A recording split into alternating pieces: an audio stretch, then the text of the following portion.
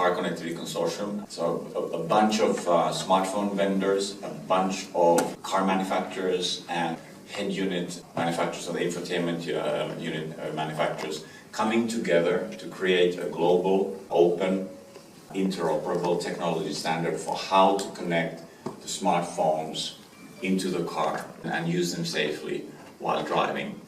And what is essential to the work that we do in CCC is that we feel that connected car, it will be a huge industry. It'll be a bigger thing than any single company.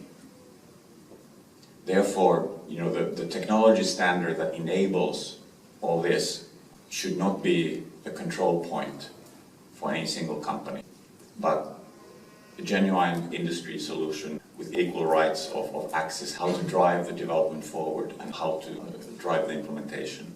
Here you can see some of our members, not all of them, a bunch of leading handset vendors, Samsung, LG, Sony Mobile, HTC, Nokia, of course nowadays Microsoft, and they are bringing the vision of where should mobile go in connected driving. And then we have a bunch of leading car manufacturers, Toyota, Volkswagen, Honda, Peugeot, Citroën, etc. And they are bringing the experience of decades of what works in the car. And it's really fantastic to see these companies working together, creating the standard. And of course then, in the market they compete. Beginning of this year, there were a couple of high-profile announcements related to this space, connected car platforms. And of course, coming from big brands, they get a lot of visibility in the press.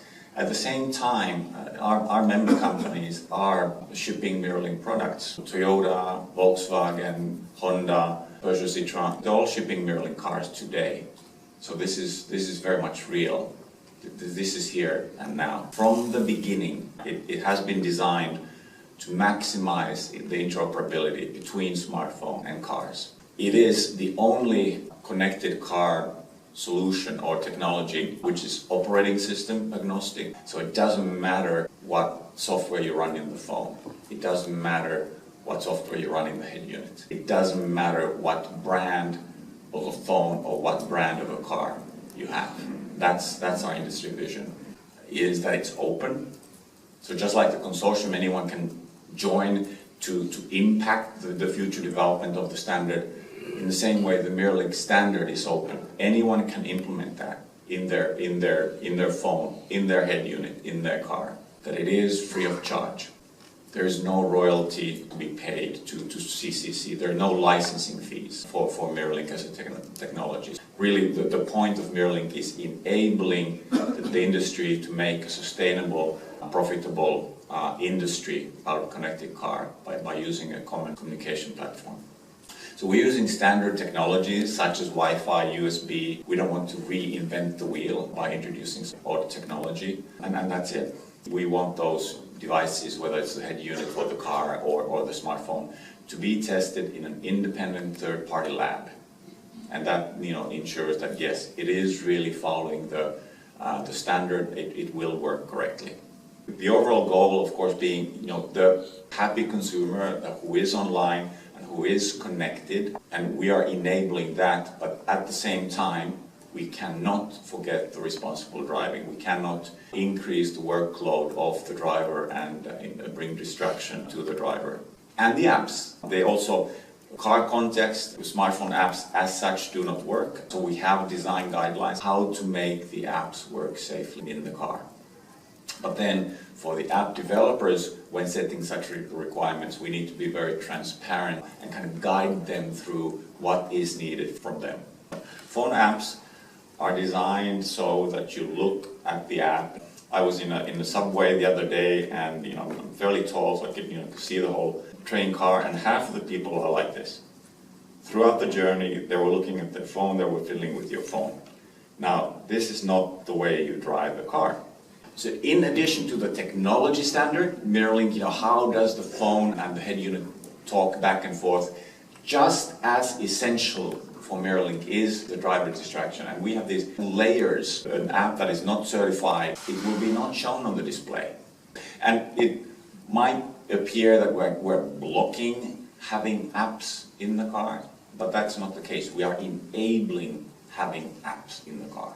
So, car companies know about driver distraction. They've been dealing with it for decades. App developers don't. It's a completely new area for them. So what we have done in CCC, we have kind of taken the essential things from those guidelines and we have written them in plain English for the app developers. These are the things you need to do so that your app is safe while driving. However, we are not introducing templates that this is how your app must look like, because that will kill the innovation and differentiation in terms of the apps. From developer perspective, obviously the kind of the traditional smartphone business of apps is getting crowded. You create an app and you put it into an app store, and there it is among 800,000 other apps. So good luck with your app.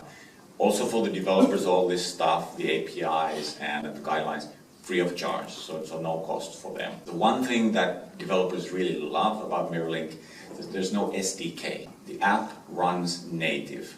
Our vision is that it should not matter what kind of phone you have, what kind of car you have. If one day my wife's car goes to service and she uses my car, it shouldn't matter.